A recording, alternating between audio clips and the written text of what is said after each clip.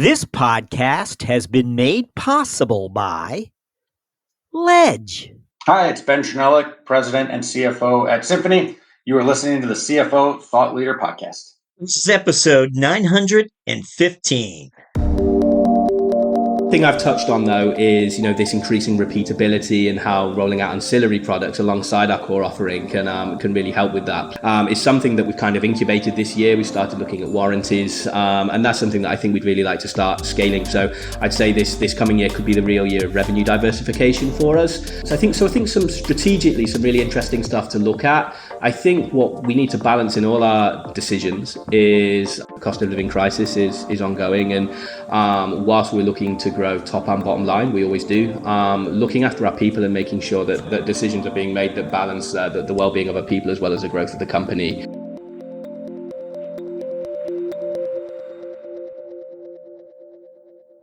Hi, it's Jack. On today's show, we speak with David Parsons, CFO of Zuto.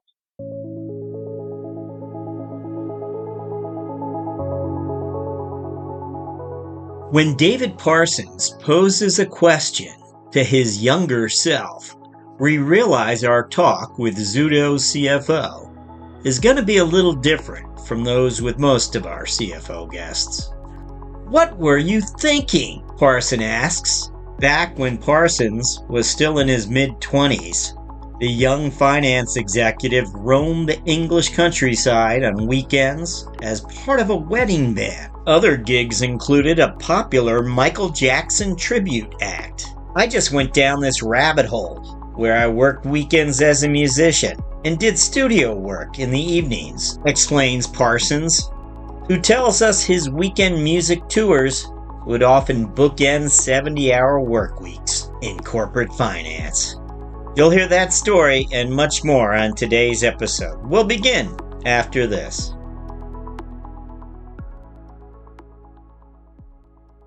Does your finance team struggle with routine tasks like reconciliation and manually managing multiple bank accounts? Many tech companies today have complex finance operations and massive amounts of data in different disconnected silos. Whether you're reconciling across 6 different payment processors or between NetSuite and the bank, closing the books can be a nightmare. Ledge has found a better way. Ledge is a finance operations platform that connects all your banking, payment, and accounting systems into one unified platform. Ledge automates revenue reconciliation across all systems, right down to the transaction level, and instantly matches payments, invoices, refunds, chargebacks, or any other transaction. Ledge gives you real-time visibility into your cash position across all accounts and alerts you about issues and at-risk funds in real time, so you can act in real time. And get this, Ledge requires no engineering resources. Ledge plugs right into your existing stack, so you can get set up instantly. Ledge puts finance teams back in control. Learn more at ledge.co.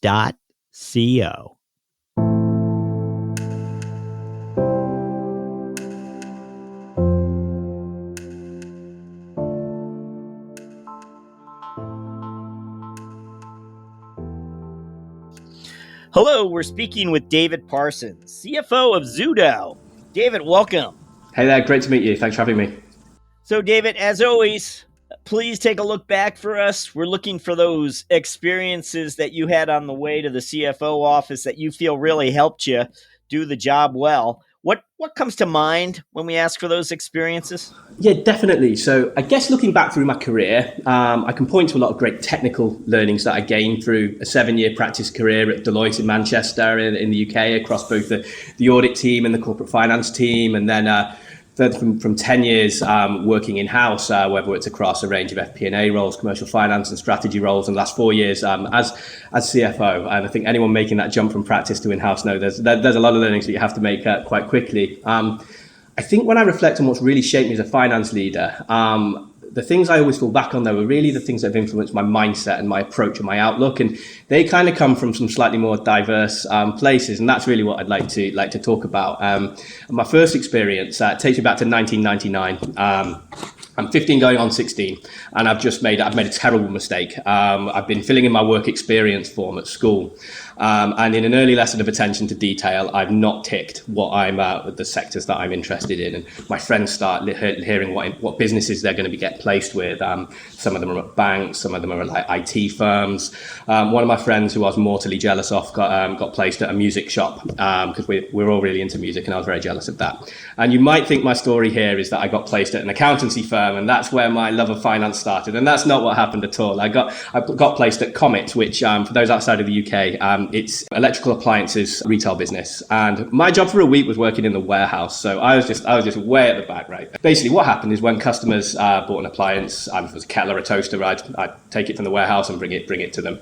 Oftentimes though, it was heavy appliances. It was like tumble dryers, washing machines, and Comet in their wisdom placed these at the very top of the warehouse in this like mezzanine. And they're in these big boxes that I could push around. And what I did here is whenever I had to get a washing machine, I just had to push it myself, and I'd get it to the top of the staircase. And the key here was I'd have it at the top of the step, and I'd have to get to this perfect point of equilibrium where it's just balancing, and then I'd nip round to in front of it and then slowly lower it in front of me and walk backwards with this washing machine down the stairs. And why am I telling you all of this? Well, this was my first real understanding of the pursuit of balance, and actually really understanding that pursuing balance in all things is great. It's a noble thing to aim for, but ultimately it's pretty fruitless. And that's really shaped my mindset today because as part of a leadership team, I'm constantly having to make quick decisions to drive the business forward. And that's balancing views. So where I bring the finance, the commercial, the strategy aspect to things. There's operational viewpoints, marketing viewpoints, technology and product viewpoints, people and culture, which is hugely important to us at Zuto. All of those play into it. And I think when I started early in FP&A, I kind of thought that, every decision must be this perfectly harmonious thing where every possible need of every stakeholder is perfectly matched. And in reality, every stakeholder's got objectives and goals and red lines and compromises. And dependent on where the business is at, dependent on what your external factors are, what your competitors are doing, what the market's doing, what your customers want, the push and pull, there should always be some flex. And I think being a successful finance leader is recognizing and embracing that imbalance, right? The skill is knowing when I need to be loud and when the financial aspects and commercial aspects are really important. But then actually when my voice needs to be a bit quieter, perhaps it's a decision where, sure, you want to know the financial implications, but actually that's not the overriding factor. And I'd say at least once a week I'm faced with a difficult decision. And I always think back to just wrestling with those washing machines because and it just helps me remind myself that a bit of imbalance is kind of all right. And that's really, I guess, my first sort of my big learning. Can I ask about that? Was that a program where they placed high school students in the work environment for a period of time? Is that what it was? Sort of just here's the real world. Exactly, and it's a really sort of diverse sort of thing. And I think often you'd end up kind of going to work where you just go and sit with your mum or your dad for a week. But yeah, it's like an internship program that they complete senior year or their final years of high school. Yeah, so it's as you're sort of finishing sort of your high school education before like your sixth form. So like in your sort of years before you go to university, just easing you into the world of work. But Comet had me back actually for a summer job, so I didn't smash too many washing machines. I'm looking at your LinkedIn bio, and I see that you go off to Oxford. But you're studying earth sciences, so the finance itch isn't necessarily top of mind yet. Or am I wrong about that? You're absolutely right. And this is, I think this is one of the next sort of things I would say has kind of really set my mindset in as a CFO. And so I'd spent four years studying sciences at Oxford. My final year was focusing on seismology, and people go, Dave, that's like, and you work in finance now, kind of what gives. Most of my kind of colleagues went and worked for petrochems and things like that, and working in like surveying and those sort of jobs.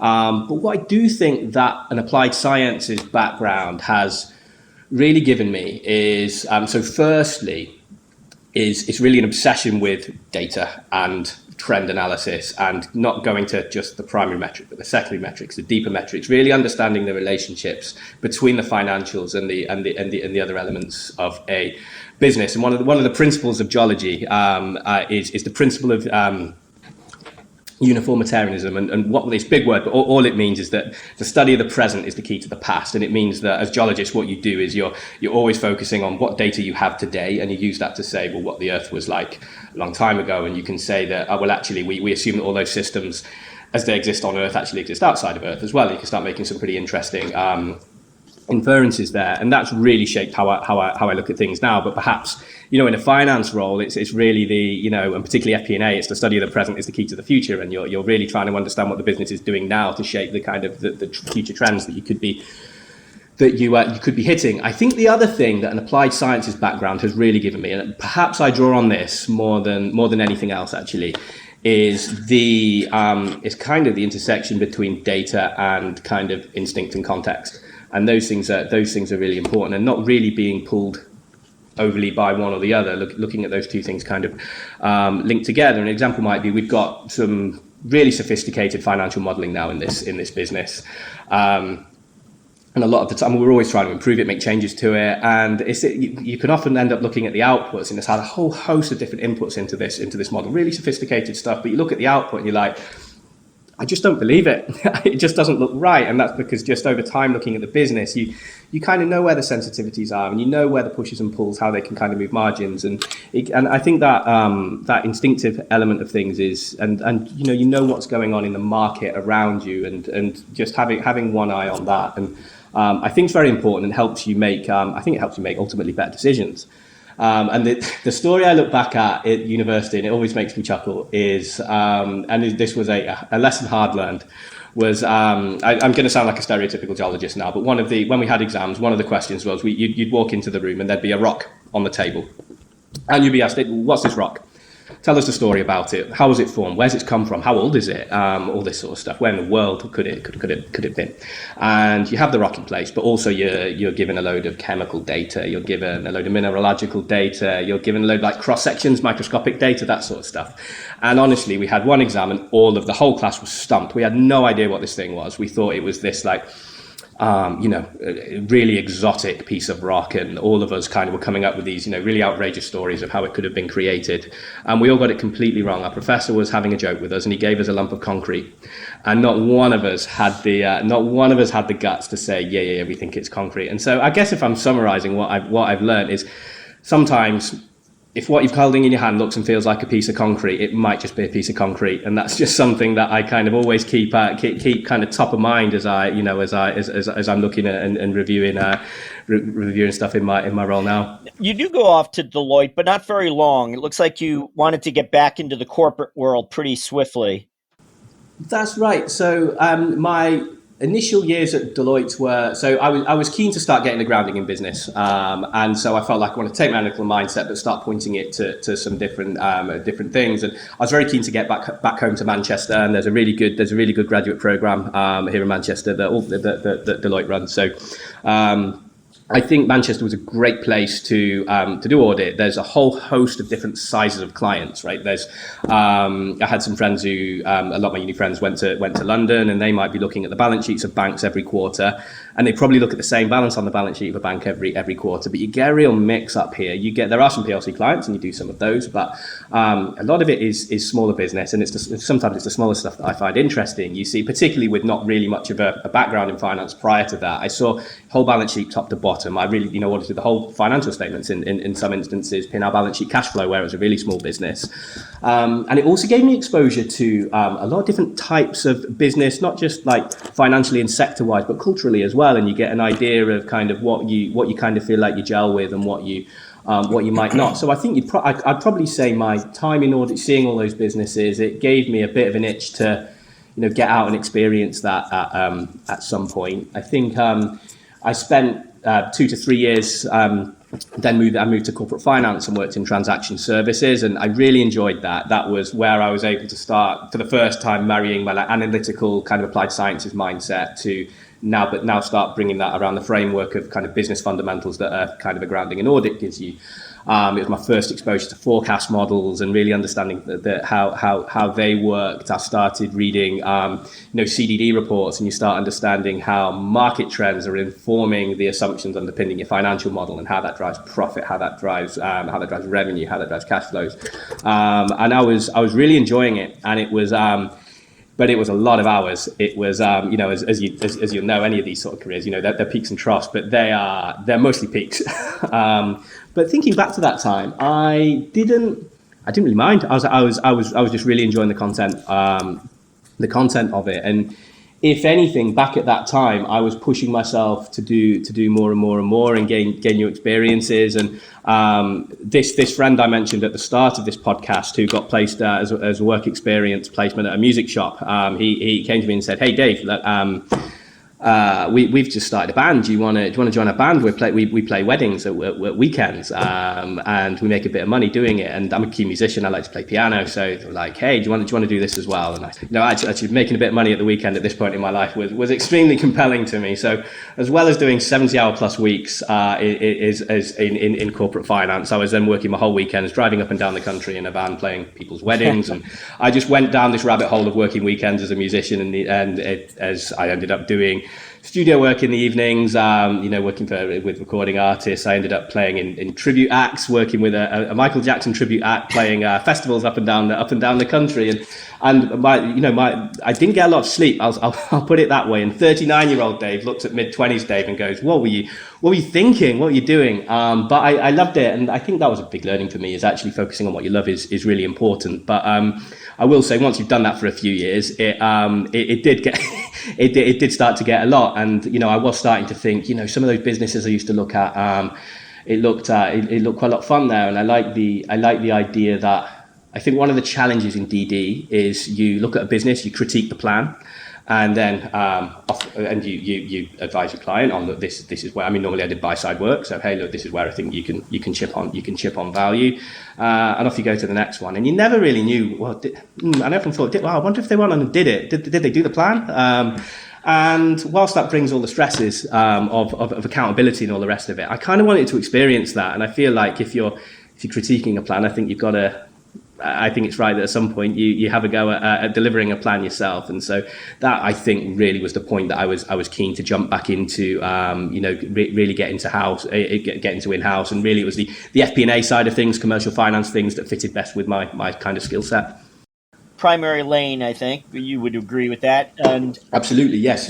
It seems like you still could go a number of different ways. If there was an opportunity, you might have gone deeper into the operations side of the house, be more of a COO. When is it that you get both feet on the CFO path? You know what? I think, being completely honest, I would say quite recently. So I became CFO 4 years ago, and I probably started thinking that was something I wanted to do maybe 5 years ago. I've kind of always this experience of going through, working the corporate finance job at Deloitte alongside kind of following my passion for music.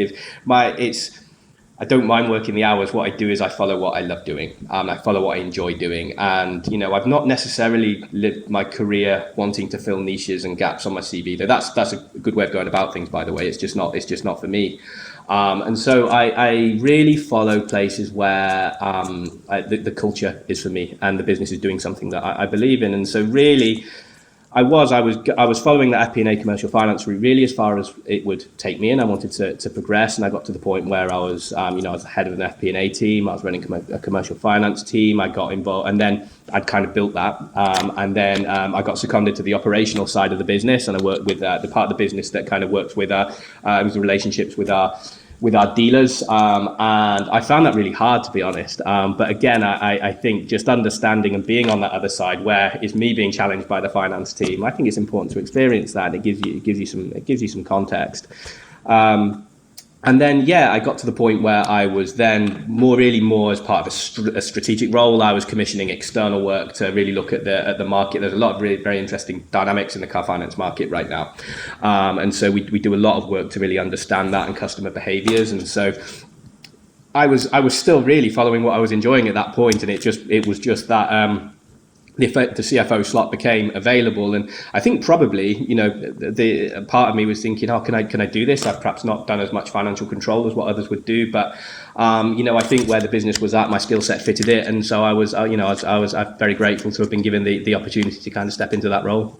So let me just outline the path for listeners quickly, and you can correct me if I get anything wrong. But You mentioned you've been in the CFO spot now 4 years. So you entered in 2019, and I'll point out that you joined Deloitte in 2011. So this is an accelerated path to the CFO office. I think you had you joined Zuto. I think it's important to point out that you're head of FP&A coming through the door. So the company prior to that, you earned your FP&A chops, and it got you a nice spot in this new company that you joined.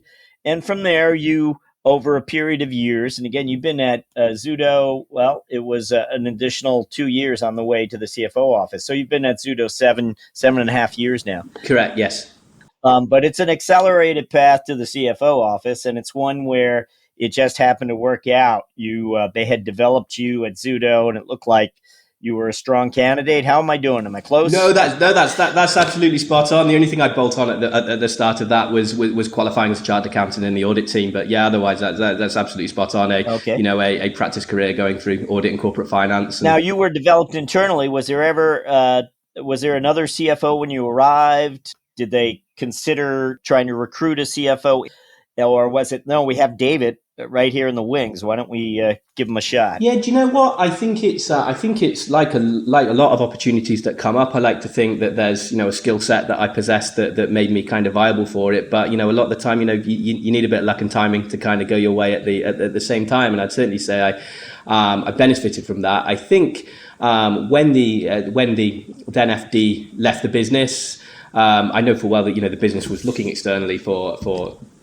candidates, but I think where the business was at was perhaps a little bit of an inflection point where we've made some strategic investments which were looking like they were starting to pay off but hadn't fully realized themselves yet. And there was a little bit of a reset across the leadership team, and there were a number of us, so it wasn't just myself that was promoted to CFO internally at the time. There were a number of internal promotions made across the leadership team at the time, and I think it was perhaps a change of tack from the board, where they thought, look, there's one of the things about Zuto is people tend to hang around. It's we like to think it's a good place to work with a sort of really inclusive culture where people stick about.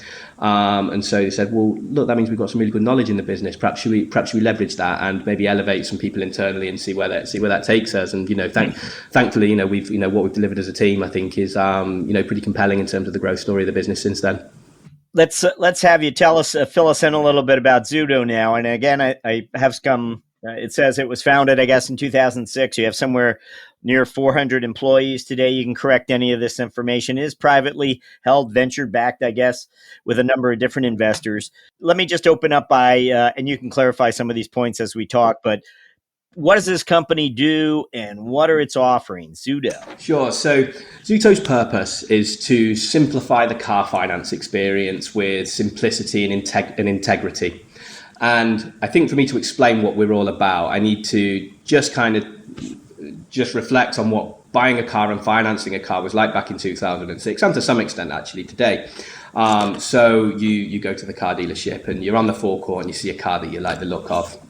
You're walking around it and the car dealer comes out and they say, hey, look, you fancy taking it for a test drive? And you're thinking, I've not got a lot of time, but you know what, I'm here. Yeah, sure, I'll take it for a test drive. And you take it on the test drive and you're really liking the car at this point, but not quite sure you can afford it, but you think that I like it. So you get back to the dealership and the dealer says, hey, look, this might be affordable. Why don't we, step into my office and let's see what we can do for you in terms of finance. So there you're sat in the little office having your cup of tea or your glass of water or whatever, and the dealer disappears off to print off a one-pager which will tell you what they can do for you in terms of car finance. Now, back then, the dealer has a choice, and that choice is what APR they're going to charge you.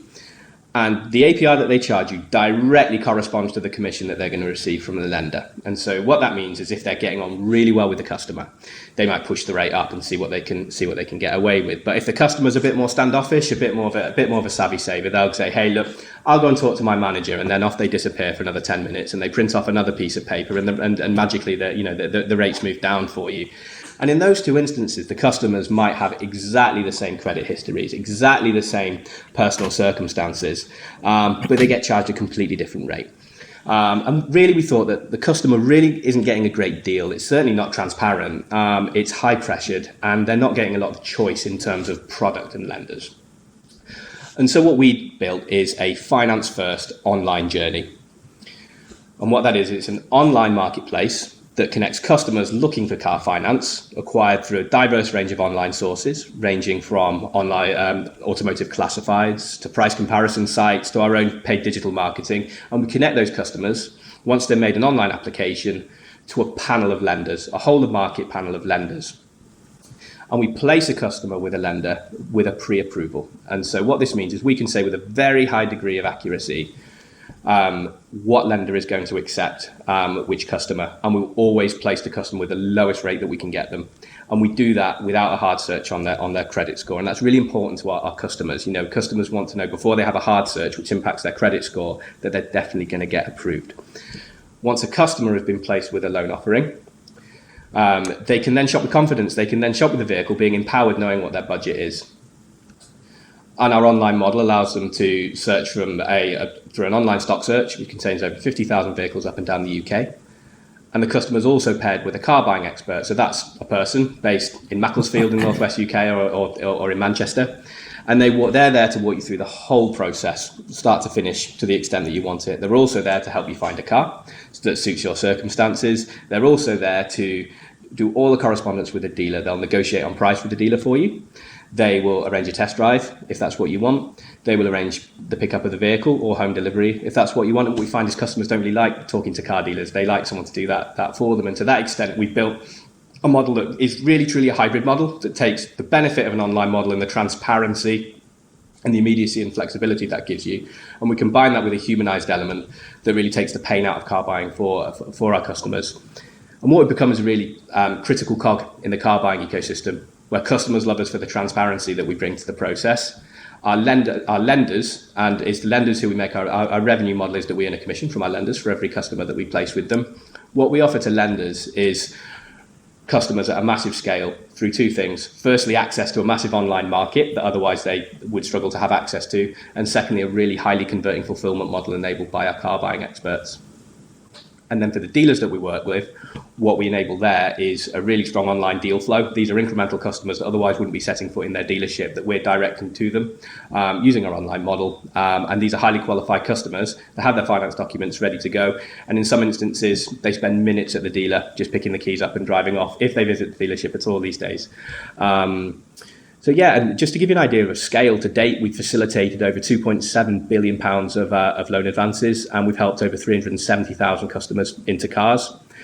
The financial profile that goes along with that, we've delivered a revenue CAGR of 30% over the last 3 years, and we grew at 50% last year. We built a model whereby the unit economics are really strong, so as the revenue grows, so does the margin.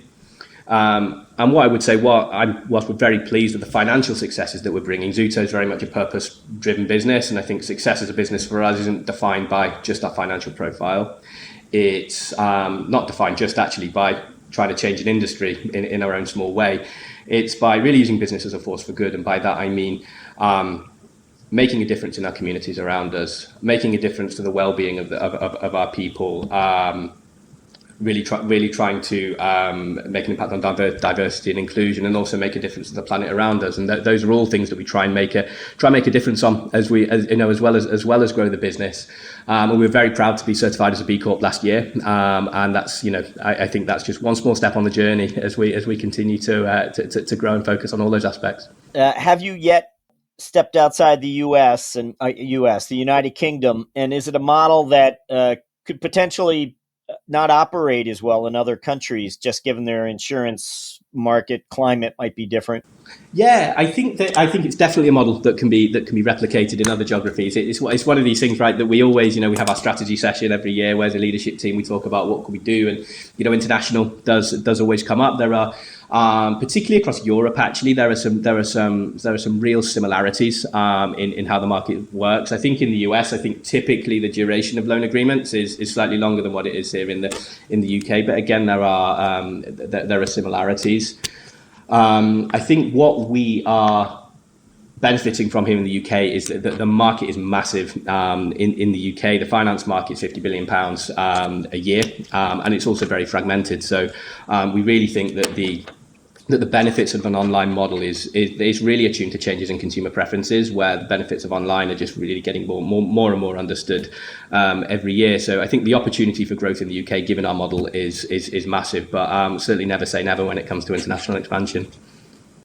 But when it comes to scaling, then where you're getting this growth is coming your way. I mean, what is it that you're doing? You're investing in systems. You're investing in human capital. Where is the investment being made as you scale? What's required? So I think the key investment really for, and now as it has been for a long time, is people, and it's really development resource to optimize the journey. I think the key thing for Zuto is we acquire customers from a pretty diverse range of online sources, and there's maybe 20 to 30 discrete channels where we have a separate, an individual KPI funnel, individual set of unit economics that we're tracking all the time. And really, the gold in driving return and increasing returns through those channels, it lies within the customer funnel in those individual conversion rates as you step down each step of the online journey, and that's where really we have resource on focusing the optimization of that. An example I could give is if you visit our website through an automotive classified, you have your vehicle pulled through with you. You've kind of already seen something that you might like, and often you change your mind actually. But the experience is you started by looking at a vehicle, and your experience is fundamentally extremely different from someone who comes through a price comparison website where you've already had a pre-approved guaranteed rate surfaced to you, and you say yes, this is for me, and you've clicked through. Your application form is pre-populated at that point. You're at a different stage of the buying process, or if you've come through CRM activity where we've reactivated you via an email, you might be right at the start of your journey again. And really the layout of our application form and the way that those customers are spoken to by our car buying experts is fundamentally is different. So it's really focusing on resource to optimize the platform to cater for those differing needs. So, I mean, some of the metrics you're looking at are very customer centric. When you're trying to understand and predict how the company's going to grow, you are looking at what exactly? So for us, the journey would start at our custom funnel starts with a visit to the website. Our sessions at the top of the customer funnel, but then there's a number of conversion rates we'll track. When you make a session, do you convert through to an application for finance? That's a conversion rate. If you make an application for finance, are you approved for finance? That's another conversion rate. If you're approved for finance, do you pay out with one of our lenders and one of our dealers? That's another conversion rate. And so before we've even got to the economics of it, we've got a few metrics there that are all wildly different through these different channels. But that's there's a lot of secondary and deeper metrics we look, but that's kind of the fundamentals of it. I think really where the gold is for us has been as a business, and probably what we've started focusing on over more recent years, is really making a clearer link between those funnel metrics and then the unit economics. So the bottom of the customer funnel is that a customer pays out with one of our lenders and one of our dealers. But then dependent on the lender that pays out with, that might attract a different revenue per deal. Dependent on the source we've acquired that from, that attracts a different cost of acquisition per deal.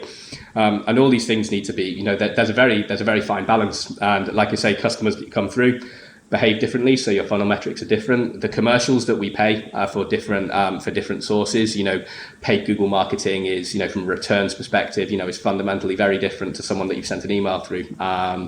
So that is really balancing the unit economics of a channel with the customer funnel. And once you align those two things and start optimizing both of those things, that's where the revenue and the margin tends to come quite quickly.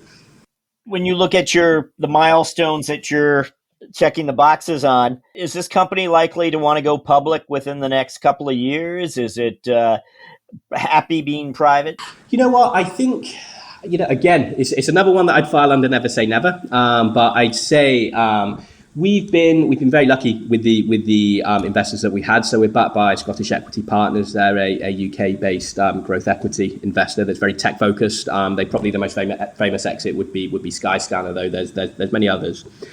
And I think the journey that we've been on has been one where we have been fundamentally challenging the commercial model that underpins used car finance. So that's this model whereby we are always giving the lowest rate to a customer, irrespective of the fact that means that we made, like, going back a few years, made less commission than we were trying to push a higher rate to maximize our returns.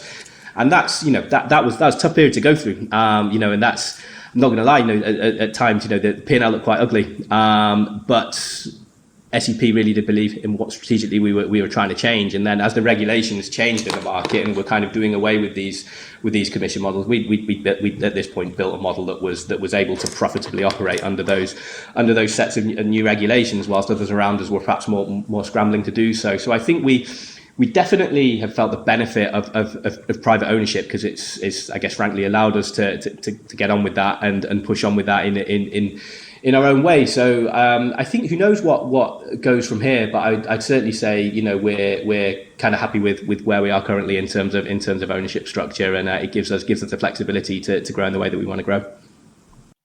What about your FP&A team? And it might just be one or two people, I imagine. As someone who came up the FP&A path, I mean, do you have strong ideas as to how to deploy those people, what they should focus on? Do you have an FP&A philosophy? Where is that time best spent? Definitely. So I think when I kind of 4 years ago moved into the CFO seat, that of course left a kind of a gap in that side of the that side of the business. I think the main thing that I wanted to change how the FP&A team worked was, and it can be a bit of a cliche thing to say, but it's really how they partner with the business and really being enablers and not being gatekeepers. I think that's back to this balance of decision making, and sometimes your voice needs to be loud, sometimes your voice needs to be quiet, and it's really kind of my FP&A team are kind of partly how I go about that. So I think that business partnering side and that becoming an enablers is the thing that I've really pushed to do over time. Are the founders still with the company? Yeah. So Jim, our CEO, is a founder, and then Ryan, who was his co-founder, is still a non-exec in the business and still very active day to day. So yeah, they're both still on the board. All right. This is where I would jump ordinary to the finance strategic moment question. I didn't get too specific with you about metrics. Top of my metrics are ultimately paid out deals. So that's customers getting placed with a finance product, and all the website metrics that sit with that. So sessions to the website, applications for finance, approval for finance. They're really the key customer metrics. Repeatability is that's something that fascinates us. And whereas I know a lot of the businesses you talk to are SaaS businesses, and when I wouldn't say we're recurring revenues in that sense, but at the same time we kind of are, because people tend to buy in the UK. People tend to kind of move on to a new car every 3 to 4 years, something like that. And so the devil for us is how do we keep customers engaged over a 4-year period? Because a very specific point in time, we're very important to them, but then you get your finance agreement and you're very happy with it, and off you go. And so, and our customer survey data is amazing. It says 90% of our customers say, that's great, yeah, we'd use you again, of course we would. But actually, when you look at our CRM data, there's quite a delta between those that actually do re-engage and those who say they would. And so really I think the interesting journey we're on is how do we keep customers more engaged over a period of years? One of the things we're starting to explore very successfully is ancillary revenues. What other products alongside the finance product could we layer on? And then perhaps kind of surface that in the account area, and they can look to add on things over time. But yeah, definitely it's something that's becoming more top of mind for us. We obsess over winning new partners, and we're very good at that. And we obsess over our digital marketing and growing the returns on that, and we're very good at that too. But it's funny, you can live your life obsessing over those two things and forget that actually the cheapest way of acquiring customers is they know you and they come back to you. So that's definitely one of the things we're exploring for sure. We are up to what we call our finance strategic moment. We're looking for you to share any time during the course of your finance career where you had a moment of strategic insight due to your lines of sight into the numbers, into the business, and you responded. Maybe it was an opportunity that was being pursued. Maybe it was a risk that was avoided. What comes to mind when we ask for a finance strategic moment? No, absolutely. No, that sounds good. So I think I spoke earlier about one of the critical aspects of FP&A is really not being these gatekeepers. It's enabling better decisions across the business. And I think when I think of the thing that's probably the biggest decision we made a while ago, and this was probably going back to when I was maybe the start of my journey at Zuto, and certainly in the first couple of years, one of the challenges with the business, it's a nice problem to have, is that we're always looking to win new partnerships, and we tend to also keep, and by partners I mean these are websites that we acquire customers from. We have very strong partner relationships, so those relationships tend to roll over and get renegotiated periodically, and we also win a lot of new partners. And we kind of had this challenge where the partnership team were constantly saying, hey, we've got this new partner, this is what the commercials will look like, what do you think? Hey, we're renewing this partnership, the commercials are now looking like this, what do you think? And what would happen at this point is these commercial proposals would go into this like black box of finance, and they'd sit in there for about a week. And then after a week, there'd be an email that come back and say, no, the terms don't look good enough, or words to, slightly more, but words to that effect. And one of the things that struck me was there was really only one question in there, and that's very specifically, what's the ROI going to be? And that's a really good question, but it's also a really frustrating question as a stakeholder to get. It's a bit like if I'm asked, what time are you going to get home tonight? I don't know, that's a really hard question to answer. But if I'm asked, will you definitely be home by 7 o'clock? I will say, yes, I definitely will. And so really, I think as a finance team, we reframed the way that we were asking questions. And we're not asking specifically, tell me to the pound per deal, what's the ROI of this new partnership going to be? Really, the question should be, what isn't the ROI going to be? Because as long as it sits within a certain range, you're going to go ahead and you're going to see what it does. And so the way I went about this is we built very simple Excel models.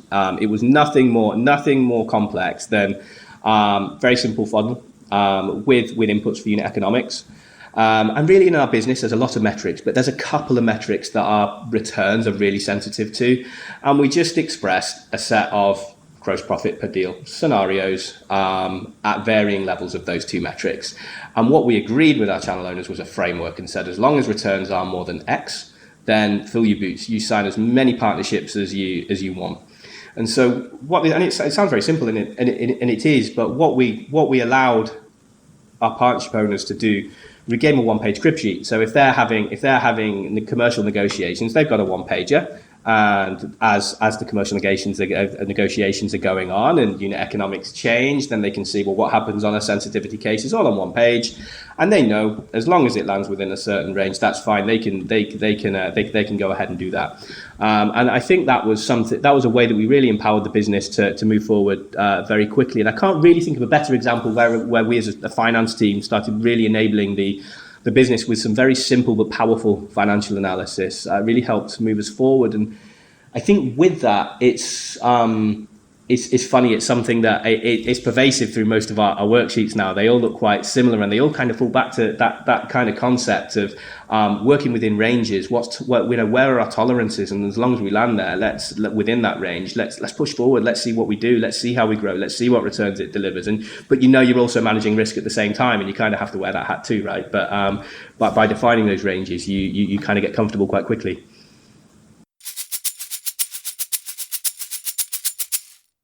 From episode 860, this is 1 Minute with Kevin Rubin, CFO of Alteryx.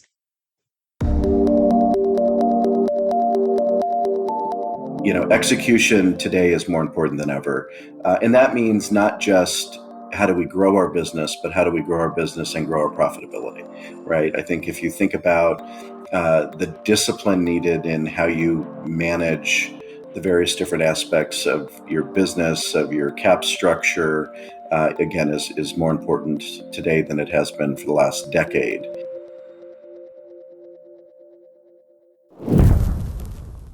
We're going to jump to what we refer to as our mentoring round. We'll ask you several quick questions intended to inform and inspire future finance leaders.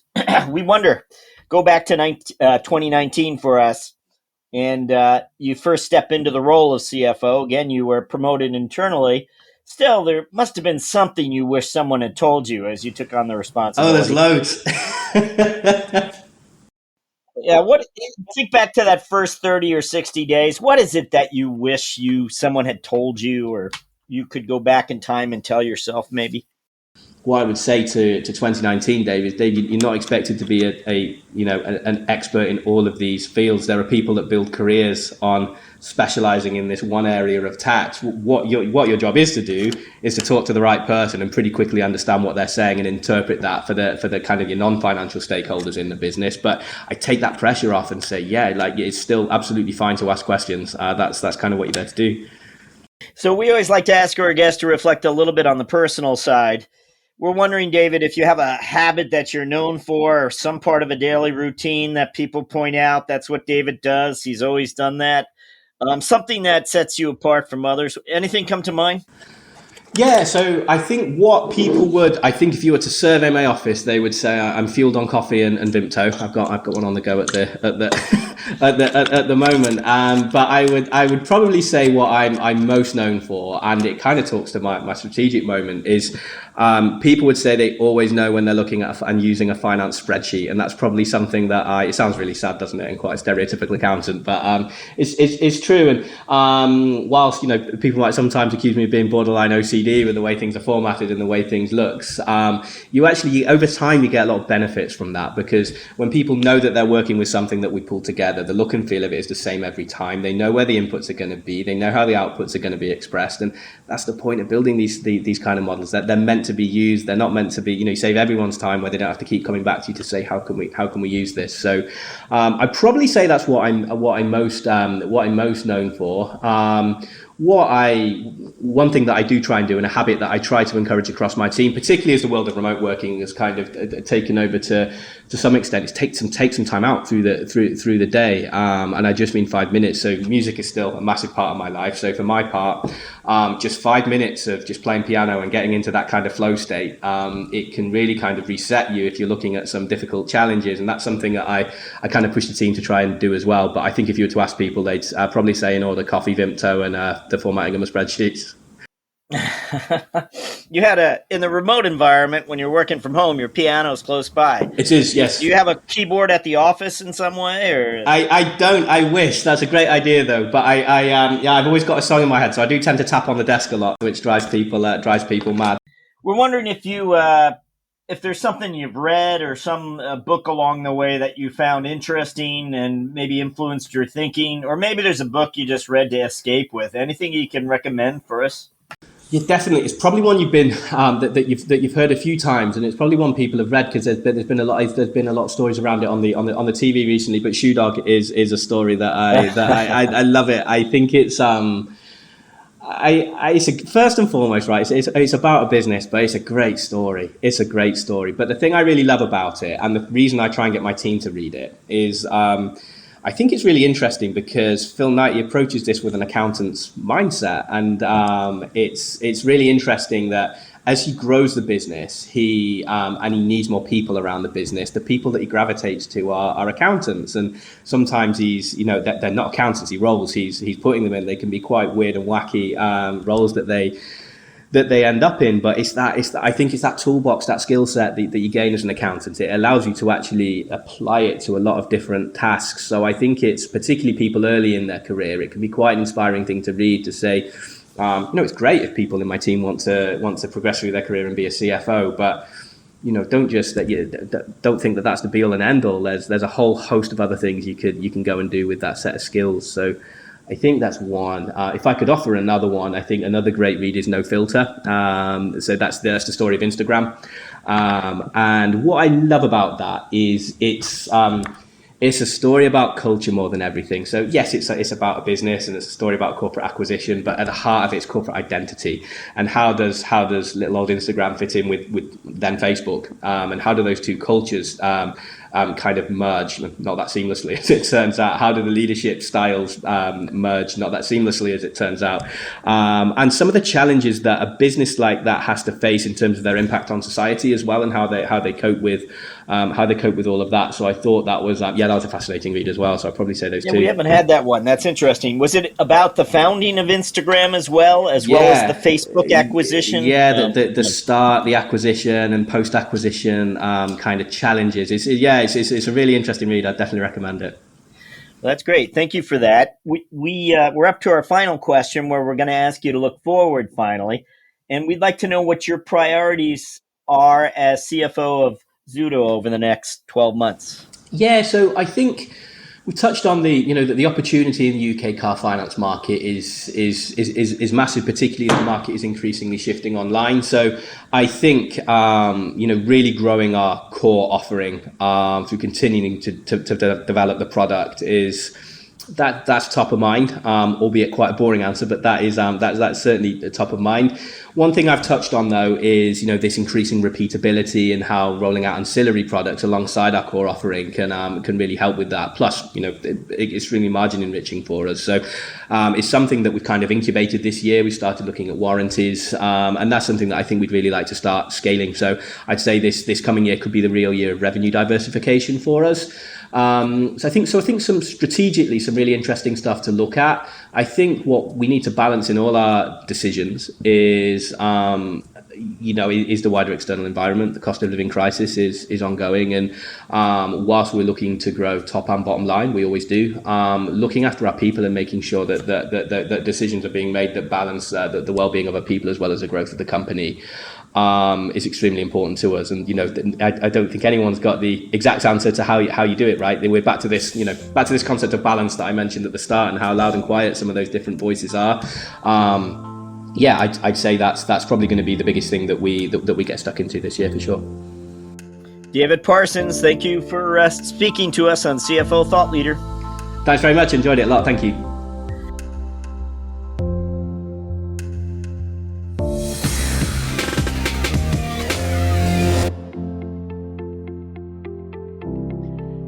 Hello, Thought Leader listeners. As you have perhaps already heard or even seen, we're now featuring the career lessons and moments of strategic insight shared by our CFO guests as Thought Leader videos. You can now find these videos on our blog at cfothoughtleader.com and, of course, our newsletters, but also on LinkedIn. If you haven't already, please go ahead and follow our CFO Thought Leader LinkedIn company page, and you'll be certain not to miss a single Thought Leader video debut. CFO Thought Leader, the #1 thought leadership platform exclusively for and by CFOs. As always, thank you for listening.